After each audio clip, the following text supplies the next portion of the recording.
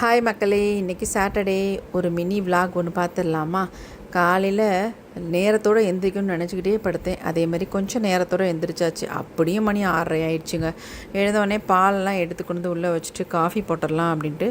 நம்ம வீட்டில் தான் எழுந்தவொடனே பூனைக்குட்டியை கற்றுமே, அதுங்களும் கொஞ்சம் பாலை ஊற்றி வச்சுட்டு நானும் காஃபி போட்டு குடித்தேன். அவருக்கு பால் ஆற்றி கொடுத்துட்டு நைட்டு துணி அலசலாம்னு நினச்சிக்கிட்டே இருந்தேன், முடியல. அப்புறம் காலையில் அதனாலே சீக்கிரம் எழுந்துட்டு அப்புறம் காஃபிலாம் குடிச்சிட்டு துணியும் அலசி எல்லாத்தையுமே காய போட்டுட்டு செடிங்களுக்கும் அப்படியே கையோட தண்ணி ஊற்றிடலான்னு பார்த்தா செம்பருத்தி பூ அவ்வளோ பூத்து இருந்துச்சு. இப்போ என்னமோ தெரில, நிறைய பூக்குது, பார்க்கவே ரொம்ப நல்லாயிருக்கு. மல்லிகைப்பூ ஒன்று பூத்துருந்துச்சு, நல்ல மணமாக இருக்கும். அப்படியே அரளிப்பூ எல்லாமே நல்லா அழகாக பூத்துருந்துச்சு. அப்புறம் முருங்கைக்காய் பார்த்தா நிறைய பிஞ்சு வச்சுருந்துச்சு. ரொம்ப ஆச்சரியமாக இருந்துச்சு. ரொம்ப நாளைக்கு அப்புறம் இந்த மாதிரி பிஞ்சு வைக்குது. நம்ம வீட்டில் ஒரு 3 தென்னை மரம் இருக்குங்க. ஏற்கனவே ஒன்று இருந்துச்சு, அதை அடியோடு எடுத்துட்டோம். ஏன்னா தொட்டியில் போய் டேமேஜ் பண்ணுது அப்படின்ட்டு ஒன்று எடுத்துட்டோம். இன்னும் ஒரு 3 தென்னை மரம் இருக்குது, அதையும் எடுத்துடலான்னு ஒரு ஐடியா இருக்குது. எடுத்ததுக்கு அப்புறமேட்டு இந்த கார்டனை வந்து சூப்பராக மெயின்டைன் பண்ணலாம் அப்படின்னு நினச்சிக்கிட்டே இருக்கேன். பார்ப்போம் என்ன நடக்குதுன்னு தெரில. காலையில் சிமெண்ட் தீர்ந்து போச்சுன்னு சொன்னாங்க. சரி, நான் அவர் போய் ஒரு சிமெண்ட் மூட்டை ஒன்று எடுத்துகிட்டு வந்தோம். அப்படியே ஒரு சில திங்ஸ் வாங்க வேண்டியிருந்துச்சு, அதையும் வாங்கிட்டு வந்தாச்சு.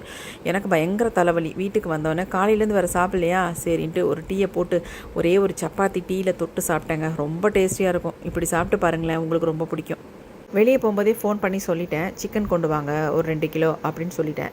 சரி, சிக்கன் கொண்டு வந்திருந்தாங்க. சரி, அதை கிரேவி வச்சு நம்ம வீட்டில் ஒர்க் பண்ணுறவங்களுக்கு சேர்த்து கொஞ்சம் கொடுக்கலாம் அப்படின்ட்டு கடகடன்னு செஞ்சுக்கிட்டு இருந்தேன். அதுங்களாட்டி நிஷாந்த் எனக்கு யோகட் ரெடி பண்ணி வைங்கம்மா அப்படின்னு சொல்லிட்டான். சரி, நான் நிறைய பால் இருந்துச்சு, அது ஃபுல்லாகவே கொஞ்சம் யோகட் இருக்கிறதுனால அதையும் எடுத்து போட்டு நல்லா மிக்ஸ் பண்ணி வச்சுட்டேன். ஏன்னா இன்றைக்கி வச்சா தான் நாளைக்கு அதை வந்து சாப்பிட முடியும்.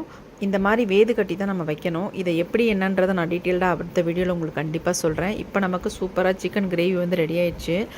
ஏன்னா நம்ம வீட்டில் இன்னும் 1 நாள் 2 நாள் தான் வேலை இருக்கும். சரி, அதுங்களாட்டி இன்னொரு தடவை சிக்கன் செஞ்சு கொடுத்துடலாம் அப்படின்ட்டு எங்கள் வீட்டுக்கார் சொல்லியிருந்தார். அதனால் நானும் ரெடி பண்ணிட்டேன். அப்படியே ஒரு தட்டில் கொஞ்சம் சாதமும் சிக்கன் கிரேவியும் ரசமும் எடுத்து வச்சுட்டேன். வெளியே அவர் வேலையை பார்த்துக்கிட்டு நின்றுக்கிட்டு இருந்தாங்க. அப்படியே கொடுத்துடலாம் அப்படின்ட்டு கொண்டு கொடுத்தாச்சு. அந்த அக்காவும் வாங்கிக்கிட்டாங்க. எங்களுக்கும் பயங்கர பசி, நாங்களும் சாப்பிட்டோம். அப்படியே நிஷாந்துக்கும் எடுத்துக்கொண்டே ரூமில் கொடுத்துட்டேன். அவனுக்கு கிளாஸ் நடக்கிறதுனால அவன் ரூமை விட்டு வெளியில் வராமல் ரூம் உள்ளரே உட்காந்து அப்படியே சாப்பிட்டுக்குவான், பாடத்தை கவனிச்சுக்கிட்டே.